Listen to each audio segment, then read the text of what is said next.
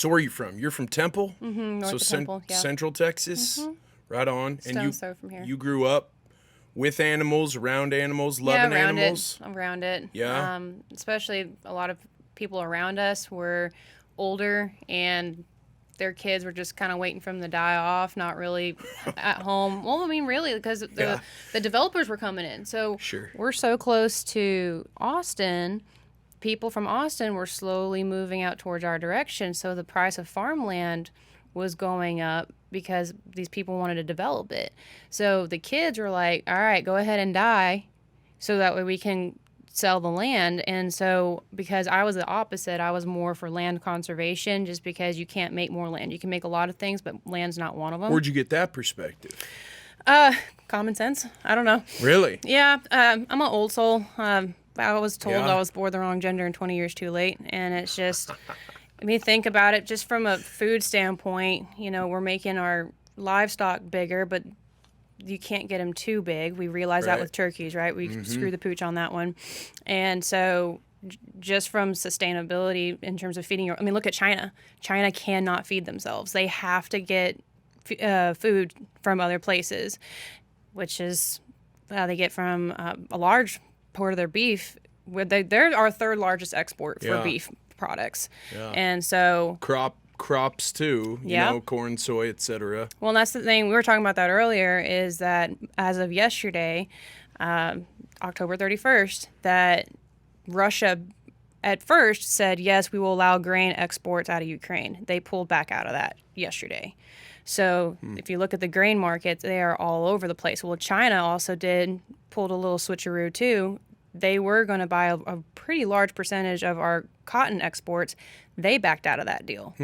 So cotton's all over the place, grain's all over the place. We are having an issue from the drought standpoint of even being able to feed our own cattle and people.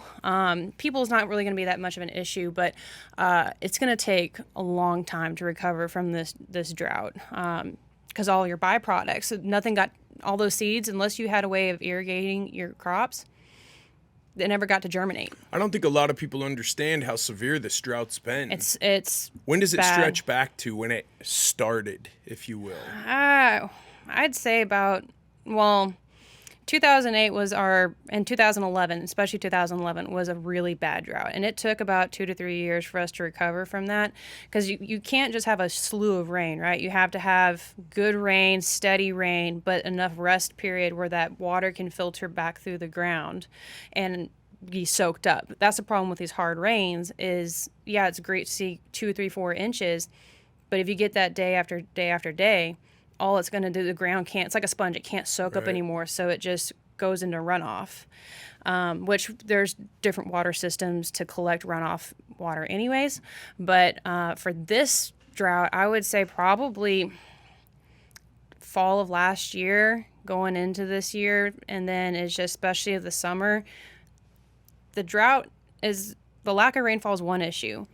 High temperatures and no cloud cover, you're frying whatever's out in pasture. Yeah. That's the other big issue, was that it's nice, even though we're not having as much rainfall as we wish we could right now, because there's cooler weather and cloud cover. It's not just baking like it was during the summer. Sure. So you're growing up, you're looking around, you're having these like realizations on your own. Mm-hmm. So you don't come from like farming lineage? No, well, we had a place out in West Texas. We got a whole family heritage place out there, but no, my dad grew up in Lubbock. They did some beekeeping and things like that, but his mom moved out there and then just kind of stayed in Lubbock, and then my parents got hitched and they traveled a little bit and then came back down. But Hitched. it's came from a heavy agricultural it's passion for sure, and then community. But in terms of like our last name in the cattle industry doesn't mean anything. We had a few head. I mean, we've got really cool books from 100-something years ago, breakdown reports of how many head were on feed, what was bought, what was sold. I mean, volumes of bound books. It's at my grandparents' place, and they live in Louisiana now. But so we've Interesting. got an understanding for it. But Yeah.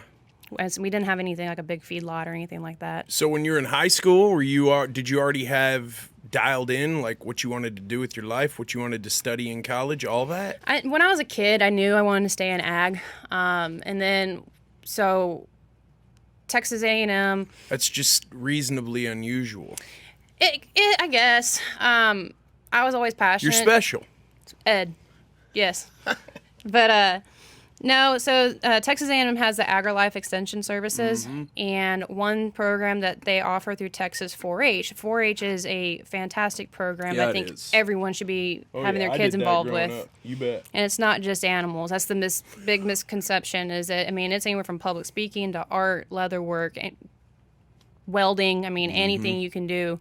Highly recommend to be Useful in that program. shit. Very. Skills. Life skills. Yeah. Life skills. Novel concept. Interview skills, things that record bookkeeping skills, things that will set you so far ahead in a plethora of ways compared to those who just went to a brick and mortar school and then were team captain of the volleyball team. Okay, congratulations, but you're scared and you're petrified to talk to someone. Or change a tire. You can't. Yeah, exactly. Yeah. And so they have this thing called the Livestock Ambassador Program. And what you have to do is you have to apply, do like a whole multiple essays, kind of like a college application. Okay. Then if you get accepted, you then do a crash course for a week at either Texas Tech or A&M, depending on where you live. And you have to, it's a crash course. There was notes that I was referencing back to when I was in college taking those courses. And then you have a exam you have to take, and you have to get like an 80-85% passing rate in order to stay in the program. Then what you do is it's agriculture advocacy. So we would teach the general public about agriculture, where their food comes from. We go to Kroger, we go to county fairs, we go to all sorts of events, all the big majors like Houston, Fort Worth, things like that. And you'd have to have a certain amount of hours to stay in the program. And so that's where I knew I wanted to go to A&M, was from that program itself. And then taking all those courses, I'm like, this is right up my alley. So I did animal science at A&M, and it's a passion. I could be making a lot more money doing a lot of different things, but this, I don't feel like it's a job. I always heard, do what you love, you don't work a day in your life. And yeah, there's days that you're like, this is a job. Right. But for the most part, I wake up every day and I get to do something different. I get to talk to people, help people save money, be more efficient, and really I'm helping keep the world fed. Yeah. Because without agriculture, you're naked, homeless, and hungry. Yeah.